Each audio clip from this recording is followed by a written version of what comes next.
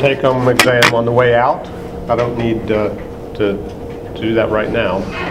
I'd rather get right into today's lecture, which is really picking up where we left off last time. Last time we were talking about force and motion. Yeah, you'll turn them in at the end of class. Just leave them on the table on your way out. Force and motion has to do with objects moving around, and we mentioned that for something to move or to stop moving, you have to apply a force. The other side of that conceptually is energy. Energy and matter, we'll see a little bit later, are actually the same thing, but that gets to a level of observation that is not our normal level of observation. In our normal world, just like Newton's laws of motion work within our reference frame, energy and matter are separate and they interact. And it requires energy to apply a force. You have to change position, or you have to apply some form of either heat or electromagnetic energy. There are various types of energy. And again, they really are unified when we get down to the quantum mechanics of it, and we'll get to that eventually. But right now, we're looking at it in a more traditional sense, like we did last week, or on Tuesday, or last week, right? This is Tuesday? Mechanical energy is the easiest one to consider. This is potential and kinetic energy. In last week's lab, we were building Rube Goldberg machines. We were storing energy as potential kinetic energy with a ball at the top of a ramp or a pendulum pulled back. When we let go, that potential energy became kinetic energy. That's energy of motion. It can be converted or passed on through a force applied in a collision. So when we talk about collisions, we can talk about the force applied, we can talk about the energy in that collision, and we can talk about the momentum in that collision. They're all sort of part of the same concept. And there are some differences that we need to keep track of as we look at these in more detail.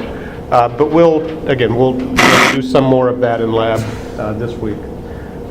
Thermal energy is heat energy. Now this is actually the kinetic energy of molecules flying around, atoms and molecules that are flying around the room as we speak. Every molecule of the air in the room has some energy and is moving around, and they collide with each other occasionally, and we feel that heat energy around us. We measure it as temperature, but that's really just an indirect measurement of that kinetic energy of those molecules moving around. So we'll look at that in a little more detail as well. Chemical energy, similarly, is released or stored in chemical bonds. And when chemical reactions occur, that energy can be, again, released and cause the release of thermal energy. So you can convert chemical energy into thermal energy. We can convert either chemical or thermal energy into mechanical energy. Same with electromagnetic energy. Electromagnetic energy is light, electricity, and magnetism all rolled into one force. It's called the electromagnetic force. And again, we'll look at that in a lot more detail because that's going to get us to the particle zoo, the quantum mechanic level of things. This is a force that's carried by particles. It's carried by the photon. That's a particle of light. It can interact with electrons, which are particles of matter. And those interactions basically transfer the energy from the photon to the electron, and this is the basis of quantum mechanics, so we'll come back to that as well. And obviously, we convert this into mechanical energy all the time. You plug a vacuum cleaner into the outlet, the electrochemical energy causes the brushes to rotate and pick up the dirt, right? So we do this, we're used to this. We take chemical energy and convert it into electromagnetic energy all the time. We burn gasoline in our car engines, it becomes mechanical energy. It also becomes heat energy that's lost, it's wasted. That wasted energy is what's called entropy. And every chemical reaction tends towards entropy. Nothing is 100% efficient. You're always going to lose some energy in the system. Now, it's not lost in the universe, because energy is conserved overall. And we can see how much is lost. We can calculate that easily. But anytime we're building a machine, we have to take into account the fact that we can't build a machine that's 100% efficient. It's impossible. These are the laws of thermodynamics. and we'll look at those in a little bit. Those probably, figuring out the laws of thermodynamics, again, were one of the most significant breakthroughs in scientific knowledge, because it allows for us to do all of the calculations that allow us to build machines and do a lot of the advanced technology that we have today. Without the knowledge, we wouldn't really be able to predict the outcomes of those chemical reactions and the mechanical energy that we get from them.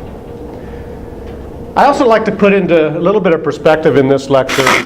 Again, I always try to look at this historically, and we are going back with the science itself, back to the Enlightenment, because many of the very early ideas in physics were sort of what kick-started the whole scientific process in Europe, looking at the Middle East and looking at those ideas and integrating all of that into our modern sciences.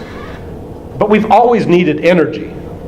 So when we use the term energy in our everyday lives, we're not thinking kinetic energy, we're not really thinking electromagnetic energy, we're thinking power. We're thinking plugging something into the outlet and getting work from that energy. We're going to get to the concept of work in a little bit, the concept of power. These are actually very specific terms in physics. What I mean by work is the amount of, is a force applied across a distance. That's how we define work. Power is the amount of work we can do over a given amount of time. So you may remember or still call the what's our current, whatever your power provider is, the power company or the light company, whatever it is, because they turn on the lights. They're generating electricity by burning natural gas, using that to turn a turbine. We're going to look how that produces electrical current through induction in the next lecture. But that's our modern use of energy. How did we get it before we had these modern plants? And I like these pictures from Monty Python, a couple of them, because it used to come simply from the environment. We would collect wood or other materials that we could burn. Eventually we got to the point where we could produce kilns and ovens hot enough to even melt metals, entering us into the Bronze Age and eventually the Steel Age and so on. From there, we still relied on whale blubber, and kerosene and different sources of oils that could be burned in lamps and so forth. The revolution that led us to modern day technology happened, well, I'll simplify this quite a bit. It happened in East Texas, right? It happened in Humble. And that was the discovery of oil in the volume that could then make it possible to use it as a fuel. Oil had been seeping out of the ground for a while, but it had never occurred to anybody that it was abundant enough to replace whale blubber or kerosene or these other sources that were being used for a long time. But when it was discovered that it was abundant, it changed everything.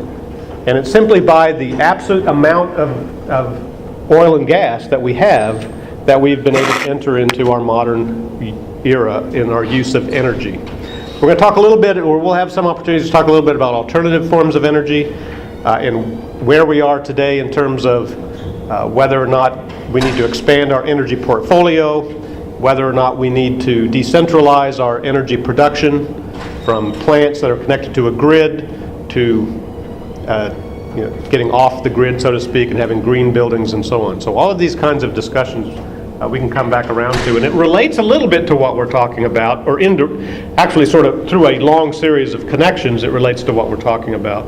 But before we get there, we need to go back and understand really what we mean by energy. And when we see Einstein's equation, E equals mc squared, energy equals mass times the speed of light squared, which allows for nuclear reactions to take place, which we can now control to produce energy, right? So that E and how it relates to M in that equation is what we are looking at right now. So potential energy, kinetic energy, these are energy of motion. Again, this is where we get sort of intuitive. You're at the top of a slide. If you're the kid at the bottom of the slide, you sort of know that if you don't get out of the way, you're going to get knocked over, right? Happened to me when I was a kid, lost a tooth. I was going up, someone came down, knocked me off. This is what we right, all experience. This is why we like roller coasters. We feel those as we go over the curve of the roller coaster, or rotated. Keep in mind that change in direction is a force, is an acceleration. We feel that acceleration, and we enjoy it, or some do. Some people don't like roller coasters. I don't know whether you like roller coasters or not. All right, so I said that I would talk about work. Work is force times distance. So it's, again, a fairly easy equation, just like our force equals mass times acceleration. We can keep track of these things. For instance, if force equals mass times acceleration, you could put mass times acceleration into the F there, mass times acceleration times distance. That's just math, right? And again, we're not going to do math problems in here, but I like to point out these equations oftentimes, have to be expanded, or can be expanded, to give you a fuller understanding of what's going on. But force times distance, in other words, for me to do any work on anything, these boxes here, I have to apply a force across a certain distance. I just did some work on this box. I picked it up. I moved it, whatever distance that is, off the floor. And to do that, I had to pull on it. I had to sort of force. So I could calculate the amount of work that I did by calculating the force and multiplying it by the distance that I moved the box. Now, the force I had to apply was the force equal to the Earth's gravity, right? Because I had to overcome the Earth's gravity to move at that distance. So again, I can calculate exactly how much force I used. It's opposite of Earth's gravity. So 9.8 meters per second squared. We often use simple machines to do this kind of work for us. A simple machine, really there's only about 3 simple concepts here that can be utilized in different ways. The lever, and you should recognize these from your Rube Goldberg machines. We had quite a few of them utilizing levers, and pulleys. And a pulley is kind of like a lever. It's just a wheel for a fulcrum instead of a point, like a seesaw, but you're still translating the force across that point. Inclined planes and wedges take advantage of that slope. And if you wrap an inclined plane around a cylinder, you get a screw. So again, there's really only 3 ideas here: wedge, an inclined plane, and a lever. We can wrap the wedge around the cylinder and get a screw. We can use a wheel instead of a point for our fulcrum, and we get a pulley. These allow us to do more work by extending the distance through which a force is applied. So think about that for a second. What we're doing here is we're having to work through a greater distance. The length of rope on that, if I attached a pulley to the ceiling and put a rope onto this box, and then I pulled the rope to pull the box up an equivalent distance, I'm going to have to pull about 2 or 3 times more rope than I simply would have to do by lifting it up myself. But it's going to be a lot easier.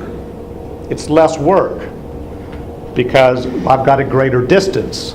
So the force I have to apply is much smaller. Does that make sense? If you've been to the Children's Museum and you've sat in the chairs and pulled yourself up in the pulleys, if you've got kids or nieces, nephews, whatever, just go on your own, just to have fun. You can see how 1 pulley makes the work easier, 2 pulleys makes it even easier than that.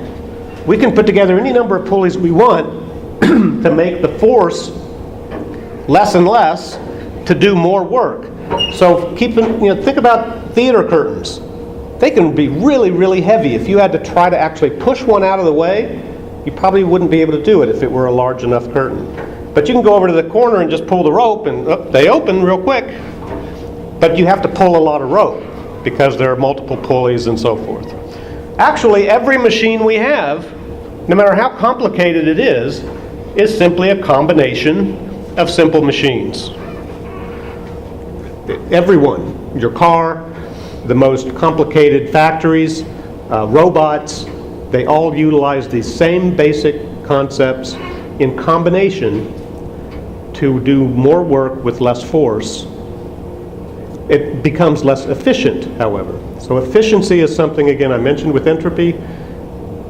The more powerful we become, the less efficient we become. And when steam engines to modern engines and so forth, the same principles apply. To get more power, you have to sacrifice efficiency.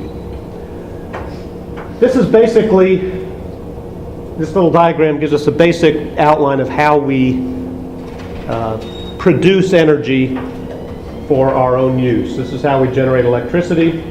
Now, the fuel can be any number of things. Notice on the lower left-hand corner where the fuel is going into the pipe there. It could be oil, natural gas, it could be coal, it could be nuclear power, it could be wind, it could be running water. Whatever it might be, we're generating a force to turn the turbine. If we're burning a fuel, we're actually using it to heat water and create steam, and the steam turns the turbine. We could use wind or running water to do the same thing. Nuclear power, oil and gas all produce steam. The steam turns a turbine. Now again, I mentioned we're going to come back. Inside this generator on the right-hand side of the diagram is a magnet, a very strong magnet, and a coil of wire. The electrons are in the wire. The electricity is in the wire. It's there already. Okay? We just need to make it flow by rotating the magnet inside, or rotating the coil around the magnet, or either way, rotating the magnet inside the coil of wire. Either way we do it, it induces the flow of electricity through that wire. We can then drain it off and take it to whatever device we want to use that energy for, like this toaster. So we'll look more at that, at how that works and how to induce electricity and all that stuff in the next lecture, which I'm calling EMS. So that's a foreshadowing. Before we do that, I want to get back to some other forms of energy that we'll spend a little bit less time with, but I want to make sure we've talked about them. One is thermal energy. When we talk about thermal energy, it's important that we distinguish between three different things that we tend to think are the same thing, but really aren't quite the same thing. And that is, thermal energy is different from heat, and temperature is only an indirect measurement of the transfer of heat energy. So we use temperature, we rely on temperature to measure heat flow. The temperature of the room, for instance, or the temperature of your body if you feel sick. But again, that's an indirect measurement of the amount of heat that's moving around, and heat itself is a concept that relies upon our understanding of thermal energy and where thermal energy comes from. There's also, again, in the laws of thermodynamics, really sort of two basic principles that I need to point out here. And there's some fancy language up here, so I'm going to simplify it a little bit. Basically, heat is always going to flow from an area of high concentration to an area of low concentration. So if something is hot and something else is colder and you put them together, heat's going to flow from the hot object into the cold object. We just had dry ice for Halloween, right? And my daughter was like, let's put ice around the dry ice to keep it cold longer. And I was like, well, that sounds like it should work, right? But the ice itself is only 0 degrees Celsius. The dry ice is minus 200 degrees Celsius or so. So really, all that's going to do is melt the dry ice faster, because all the heat is going to go from the ice into the dry ice and so forth. Anyway, this is why dry ice sublimates. It changes its state, doesn't from a solid to a gas directly. It doesn't even bother going through the liquid state because it's such a difference in temperature. It's always going to flow from high concentration to low concentration. So if you're in the room, let's say we go to lab, right? Lab's cold. Heat is going to leave your body and try to warm that room. That's why you get cold in there. Your body's constantly creating heat through chemical reactions, but it's losing that heat to that colder room all the time. You can insulate your body, put on an extra sweatshirt or something like that to try to slow that down, but that's what's going on. So it's always going to go from high concentration to low concentration, and we're never going to be able to convert heat energy into work with 100% efficiency. It is, however, always conserved within an open or within a closed system. Now this idea of an open or closed system, again, is a little bit difficult, but it's somewhat important to talk about a little bit. Our bodies are a thermodynamic system, but it's not a closed system. If it was, we wouldn't last very long. We would use up all the energy we have, and without an input of more energy, that would be it. We would convert all of that energy essentially into entropy over time. We're only about 40% efficient at best at converting the energy that we take in into work. The rest of it is lost as heat. So without the input, constant input of more energy, our bodies would not maintain themselves. This is true of most systems we're aware of, like a car. You have to keep putting gasoline in the car, right? You burn the gasoline, it creates heat. That heat is lost. The engine heats up, it's lost. Those are open systems. They can accept more energy and they can lose, but they also lose energy. If we had a closed system where there was no energy coming in but no energy going out, it would eventually convert all of that energy into a very low state of entropy, a more disorganized state. But the energy would all still be there. It's conserved. The only really closed system that we have is the universe itself. And the universe itself is tending towards disorder, tending towards entropy, an entropy state, a state of low entropy. That's going to become really, really, really significant in a couple weeks, okay? So I'm planting that seed right now to think about entropy as an engine for organization, because that increases the rate of entropy. By a system becoming organized, we're actually creating entropy faster than if we weren't an organized system, because we're bringing in energy really fast, using it really fast, wasting a lot of energy really fast, and that's increasing the rate of entropy in the universe. So we're going to come back to that. This guy, you can thank him for this. In some respects, it seems like a bleak prescription for the universe, that the universe eventually will tend towards total disorder and basically die like a dying ember in a fire. But if it wasn't for this, again, we wouldn't be here. There wouldn't be organisms. There wouldn't be stars, and so on. All of these engines of entropy, like stars and organisms, come about because of this law of thermodynamics. And Boltzmann was the scientist who figured that out. Again, I think it's probably one of the most significant advances in science ever. It gave us an understanding of open and closed systems and how to manipulate those energy transfers in order to do work, in order to get things done, even though getting things done increases the rate of entropy. All right. Now,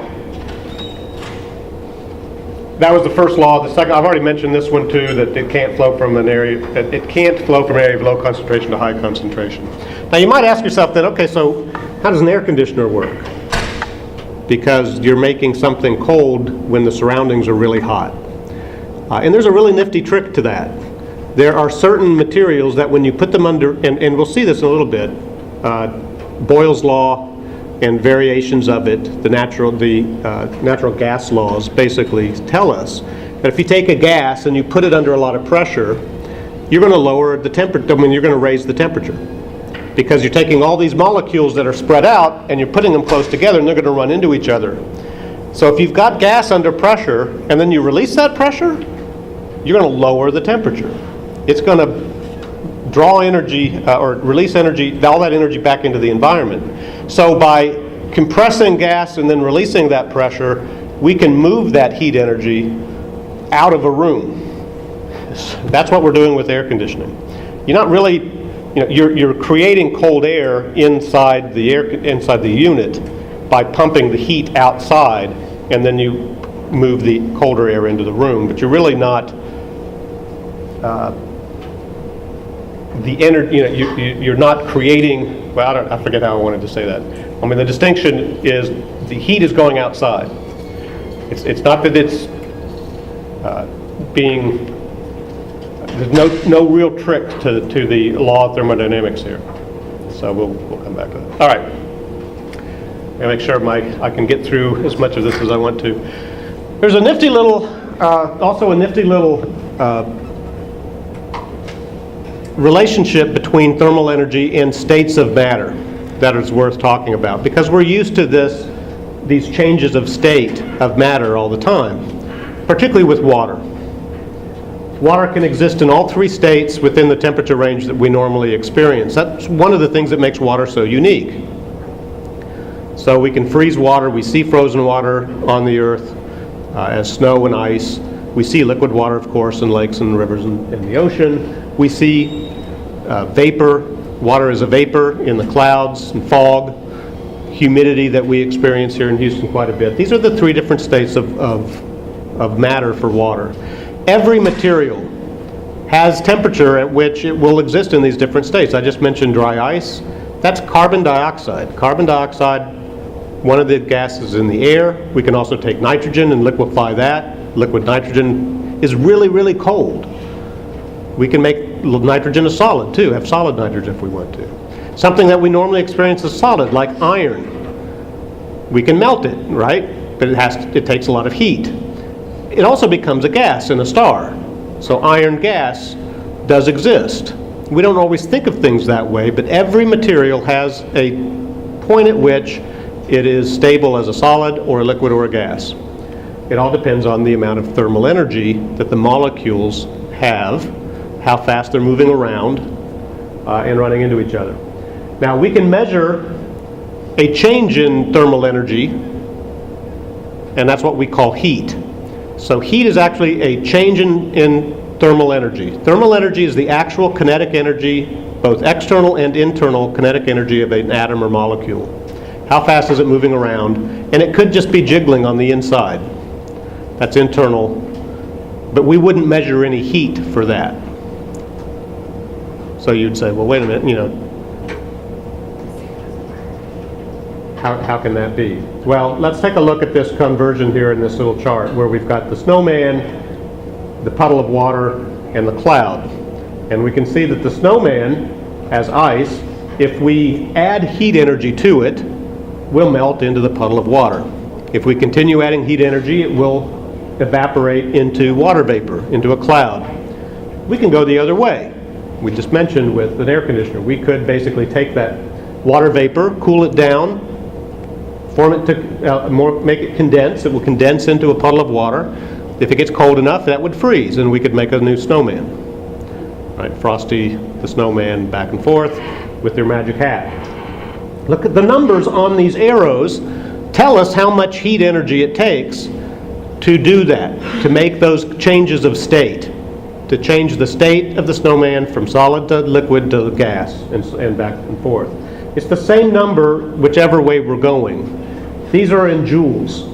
Joules is a metric unit for energy. We could also use calories. A calorie is the amount of heat energy it takes to raise the temperature of 1 gram of water 1 degree centigrade or Celsius. That's how we define a calorie. Now that's not a dietary calorie. That's a real calorie. A dietary calorie is actually 1,000 calories, a kilocalorie. We just don't want to think, and we talked about this, right, when we talked about our nutrition. We don't want to think about our diets being 2 million calories a day. 2,000 is enough. Thank you very much. But actually, and joules really are something that you'll see more often than calories when you're actually looking at physics problems. So it takes 330 joules per gram to melt the snowman into ice. It takes 2,260 joules per gram of water to evaporate that into a vapor. And it takes an equivalent amount to condense a gram of water vapor into water, and so on. Now, I mentioned that dry ice can sublimate.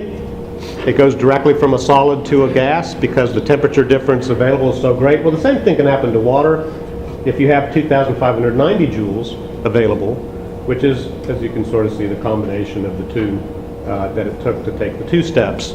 If there's that much heat available, anything can sublimate. Any material can do that. Let's look at this in one other way. This little graph here, because it points out two different things that are happening as we make those transitions.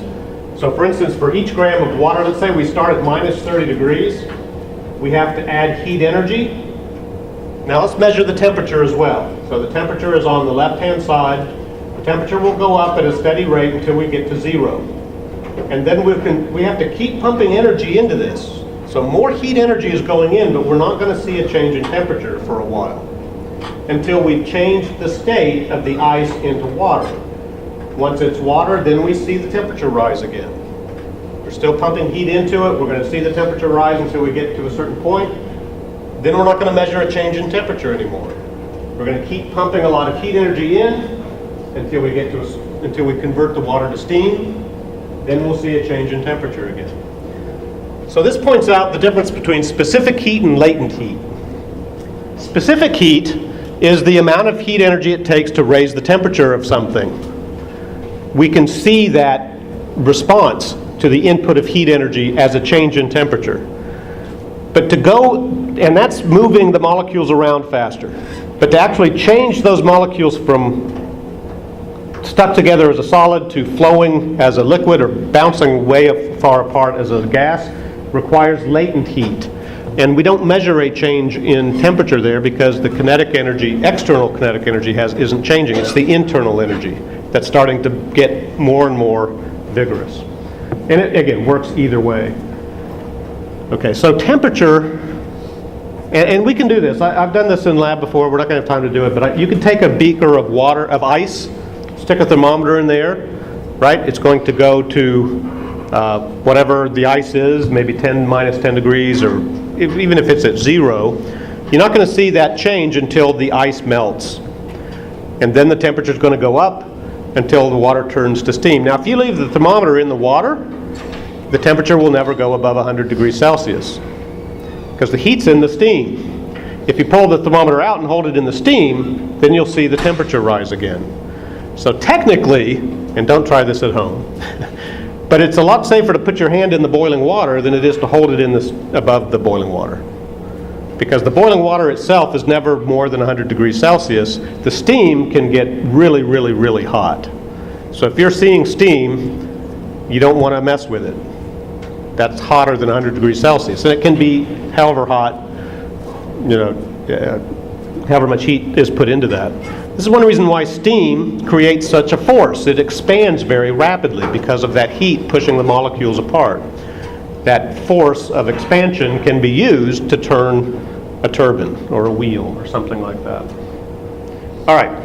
We tend to measure, I've been using Celsius, we tend to in our everyday lives use Fahrenheit. These are just different ways of measuring the difference. We tried in this country to convert to metric system, was it the 70s or 70s, I guess, and it didn't stick. This is one of the examples of why it just shake your head if you really thought about it. Now, we're all familiar with Fahrenheit. Even I am more familiar with Fahrenheit. I struggle to convert. But why in the world is the freezing point of water 32 degrees Fahrenheit and the boiling point of water 212? Does that make any sense? So scientists said that's really hard to work with mathematically. So let's create a scale that puts 0 at the freezing point of water and the boiling point of water at 100, because that makes sense. We're familiar with these points, these changes of state with water. It's easy to do. And then we've got this 100-point scale. Again, we've got a power of 10. It's a lot easier to do the math. So that's why Celsius is used.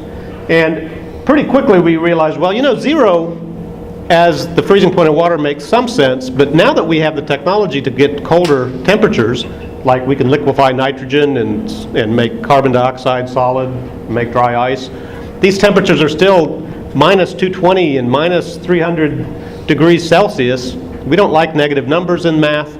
Let's come up with a scale that starts at absolute 0. And that's what the Kelvin scale does. Absolute 0 is a point at which there's no external kinetic energy at all. So there's no temperature. Temperature is absolute 0. That doesn't mean there's no energy. There can still be some internal energy. But that's the better place to start in terms of doing a lot of... Anyway, a change in Kelvin is equal to a change in Celsius, for what that's worth. All right. Now, let's get down to, again, some of the nitty-gritty about thermal energy. It's unique in many ways. Now, again, we're going to talk about electromagnetic energy is a property of a particle. The strong and weak nuclear forces, again, those forces that are unified, we'll talk about that way. Heat energy is the kinetic energy of atoms and molecules themselves. So it's a little bit different. It can be moved around in 3 different ways.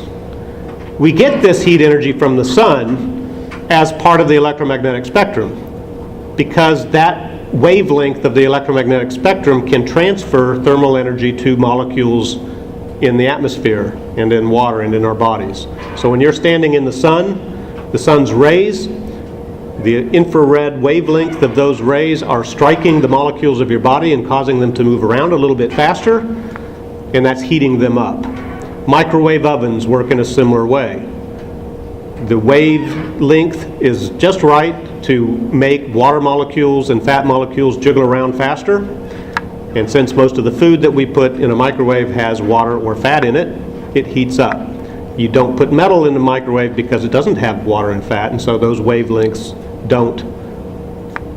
aren't able to do that, and so you get a dangerous situation or nothing.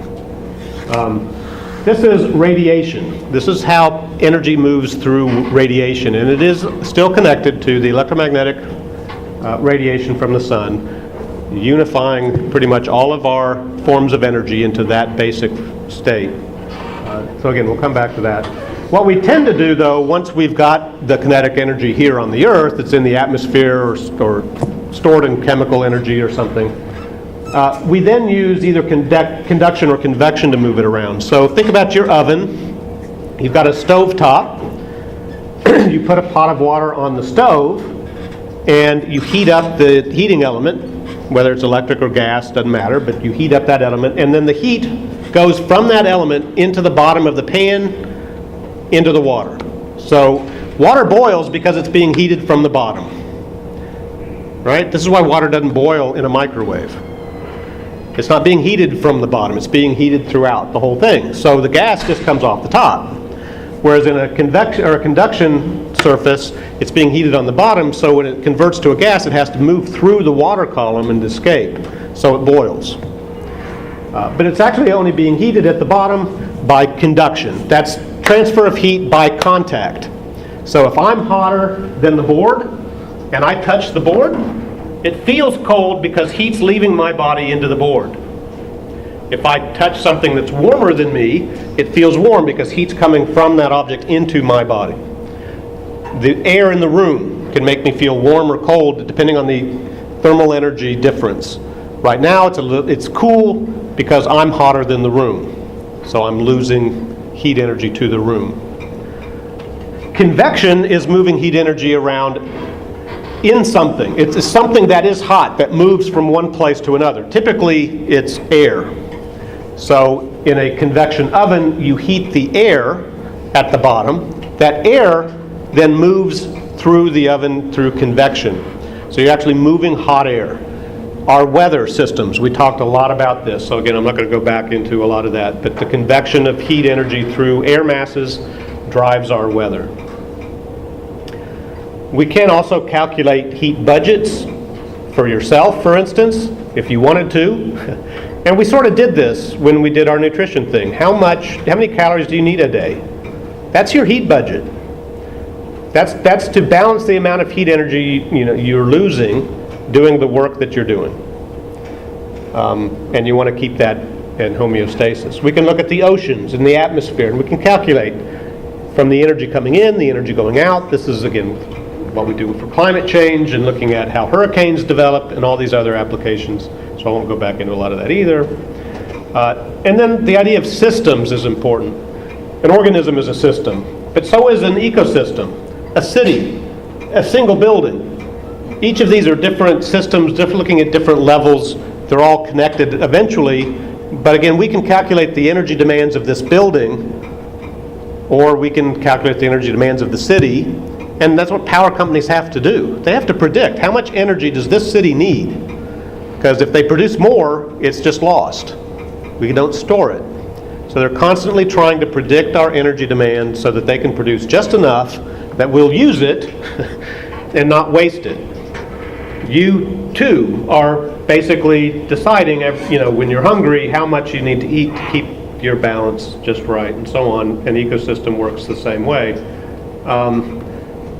None of us are 100% efficient. An engine is not efficient. No system is 100% efficient, which is why there's waste. So I'll let the diagram of the man standing in front of the toilet speaks for itself. That's entropy, right? All right. Now, power. Real quickly, I've got 5 more minutes. Power is the amount of work you can do over a certain amount of time. This is why we pay for our electricity in kilowatts. A watt is a measure of power. So we're actually we're paying for the work that's done over a certain amount of time. So however long you run your air conditioner, it's working for 24 hours a day in Houston most of the time, and that amount of work over that length of time, we pay for that in kilowatts or kilowatt hours to convert it from seconds to hours, because we use a lot. We really do use a lot. Now, most of that right now comes from oil and gas or coal. It's still 40% of the electricity in the United States produced by coal. If you look at it globally, it's even higher. About 75 to 80% of the energy is produced from fossil fuels, coal, oil and gas. Currently, we're starting to use more wind, nuclear, biofuels, these different alternative energy sources, many of which work on the same principle as the fossil fuels. You're burning them to generate steam, but a couple of which work on slightly different principles. And again, I don't have time to go through a lot of this. There's a lot of information on this in the book. I spent a lot of time trying to put together some really interesting stuff in the book. Actually came from developing a game called New Century Energy for high schools, which is a game-based learning approach that we developed with HISD and Titronics, which worked out really well. It was a really fun game. But anyway, so you can go into that and look at each of these in a little more detail. We did talk a little bit about these when we did the Climate Summit, and each one of these is alternatives. I do want to point out, now, I don't know, did I do the calculations of how long it would take to get all of the energy we need in the U.S. and the world from solar power? Some of you are nodding. Some of you are not. If you remember, that's fine. That's fine. But solar is an interesting one, and I bring this up only because where this will take us in next week's or 2 weeks from now, the last lab we actually have, is we're going to look at future technology. And a lot of what happens with alternative energy depends upon new technology breakthroughs that could happen really any day, or 10 years from now or 20 years from now. We don't know. We don't know how many people are working on these things, sort of not in secret, but in development where it's not in the news yet. It might hit the news, or it may not ever pan out. But depending on battery technology or new solar panel technology or whatever, solar may become the way we get our energy in the future. That's how every organism gets its energy. All of our energy comes from the sun through plants and other animals that eat plants, and then we eat those animals and so on. I don't have much time to go into the misconceptions about entropy, but entropy is often misunderstood. It really is a fairly difficult thing to understand. It's misunderstood intentionally sometimes, but also more often unintentionally through sci-fi or whatever else. But let's go ahead and get to the quiz. I know you guys are anxiously getting your stuff together because it's time to go. All right, so let's get the quiz done, and then you can leave your tests on your way out on the table here in the front.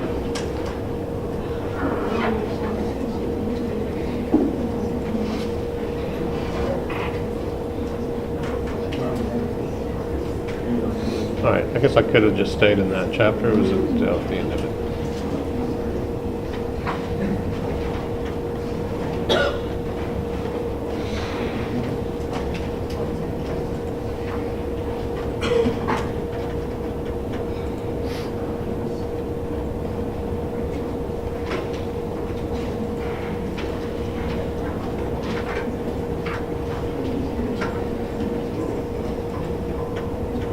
All right, so photons can cause electrons to flow through a circuit. Still on 14? Yes, still chapter 14. Oh, wow. There's a second quiz at the end of chapter 14 on energy. Okay. This is actually something we'll talk more about again on our next lecture. This is called the photoelectric effect, and yes, photons can cause electrons to flow through a circuit. That's how solar panels work, so that's true. Any form of energy can be converted to any other form of energy. You should remember this one, as I said it at the beginning. It is true. I mean, that's how we do it. We turn kinetic energy into electricity all the time.